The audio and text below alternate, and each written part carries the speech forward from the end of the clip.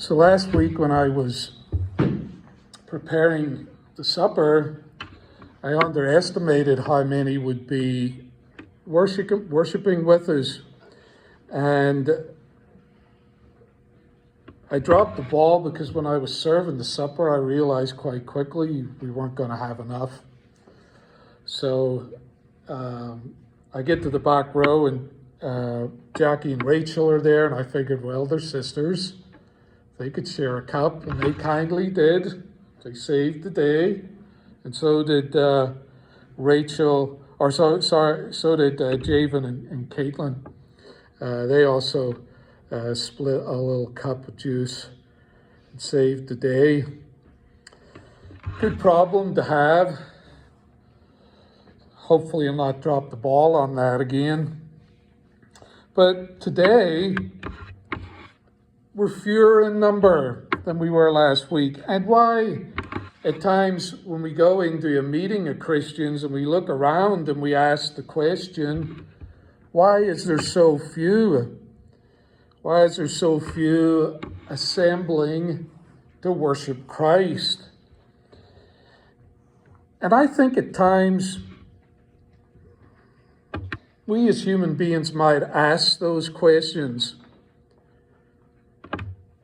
But few according to who? What is God's perspective? When he looks at our assembly today, does he see few? Or does he see something more happening? I put it to you that we need to consider God's perspective when it comes to the gathering of God's people. The most important events in history involved just a few. When mankind fell in the garden, when Adam and Eve sinned against God and all humanity fell with them, there was only two of them there. When Noah built the ark, it took him 120 years to build it. How many were there when he built it?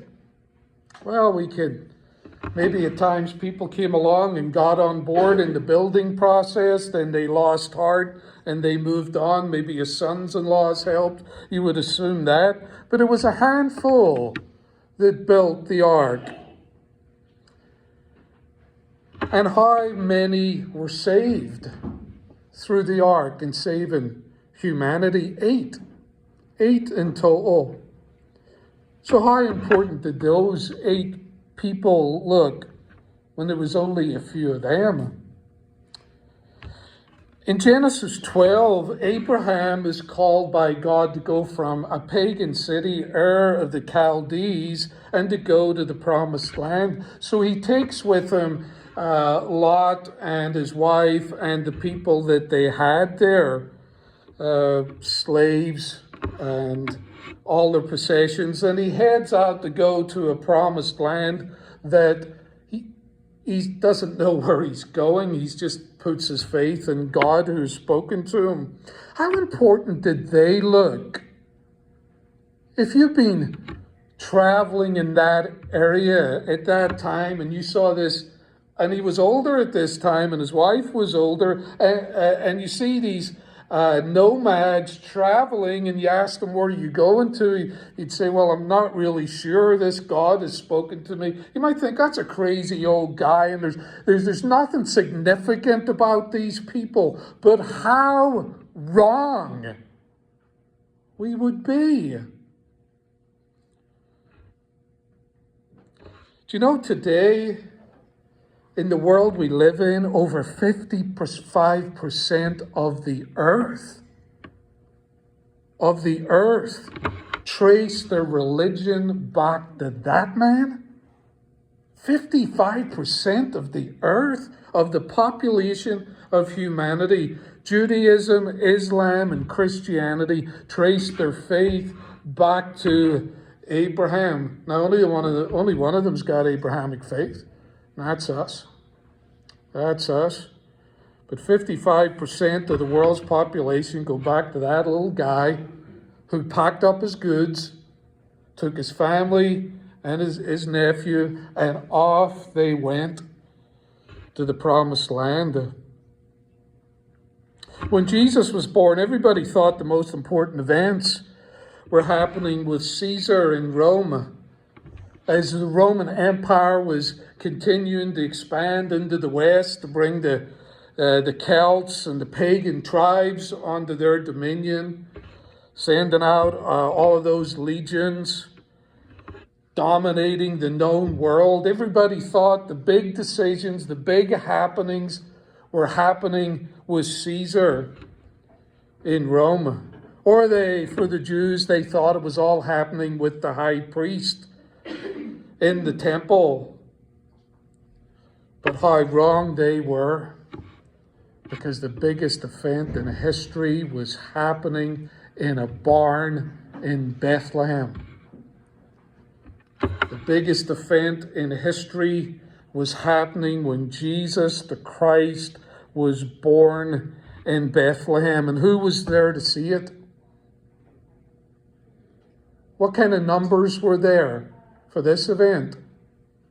There's more here today than there was at the birth of the Son of God, when God became flesh. Yes, there were shepherds, then there was the wise men, but it was a handful, just a few. And on his betrayal night,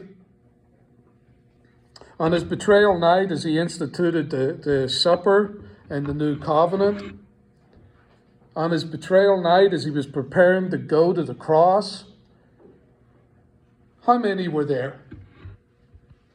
How many were there with Jesus when he instituted the new covenant in his blood? Well, there was only 11, because Judas had gone out into the night to betray him. Again, there was less than we have here today. And how important did that look? When you have a carpenter, handful of fishermen, tax collector, religious zealot, and a bunch of nobodies, and he's taking bread and he's breaking it.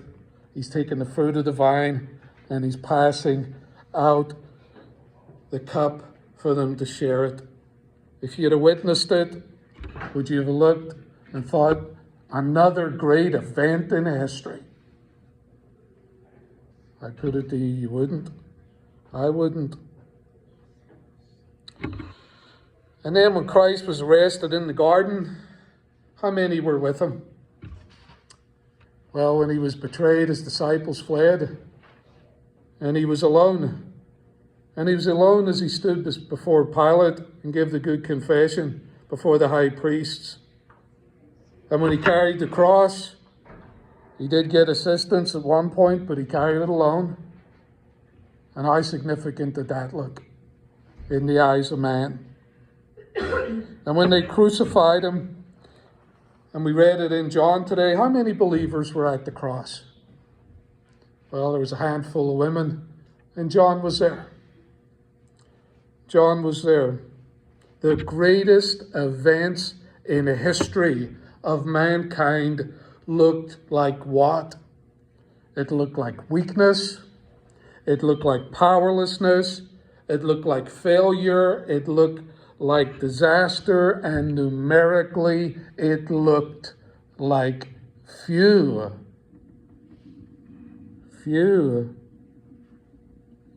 But in all of that, we know that this wasn't a disaster on the cross. This wasn't powerless on Christ's part. This wasn't failure. This wasn't defeat. This was conquering sin, conquering Satan, conquering the world. And there was only a few witnesses to see it happening that were believers. And how do we know it? Is because on the third day, they went to the tomb, and that tomb was empty. And how many were there to witness the resurrection? Well, there was thousands. There was tens of thousands for the glorious resurrection of the Son of God. There was few. There was a handful. Just the women at the tomb, and then Peter and John, and they go back again. And then when Jesus appears to his disciples, risen from the dead, in the inner room, he appears to 11. Are we seeing a repeated theme here? Do we see how God does things in a world that's looking for numbers, in a world that's looking for great events, in a world that's looking for parades, for cathedrals, for robes and incense and glory of man? This is not how God does it. And if you've got a cathedral, God bless you, enjoy it, because they're turning them into mosques all over Europe. But we don't look at the world the way men look at the world. We don't see offense the way men see offense. We see them through the eyes of God. And God does not do things the way we do it. You look at the resurrection. He's on the road. They're on the road to Emmaus. Two of them on the road to Emmaus. And suddenly a stranger walks up beside them. And it's the risen Christ. And they talk to him about what happened in Jerusalem. And he opens up the scriptures to them and tells them, don't you understand? This was the way it always had to be. And then when they break bread together, he reveals himself to them. Just two.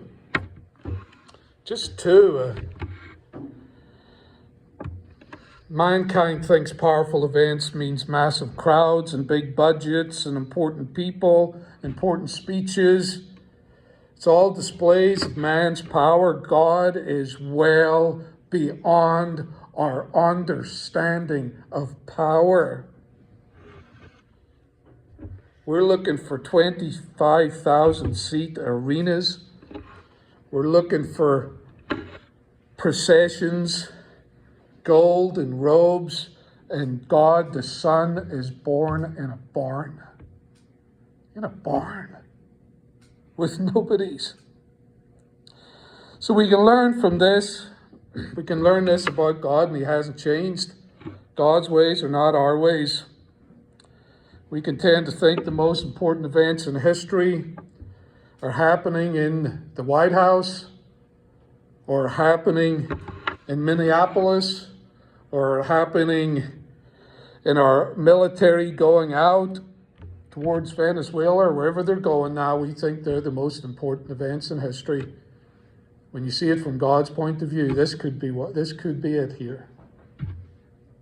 You could be sitting in the most important event in history as we speak. We are in Belfouche. It is the center of the world, or the nation. Sometimes we think the world. Do we allow ourselves to think this way?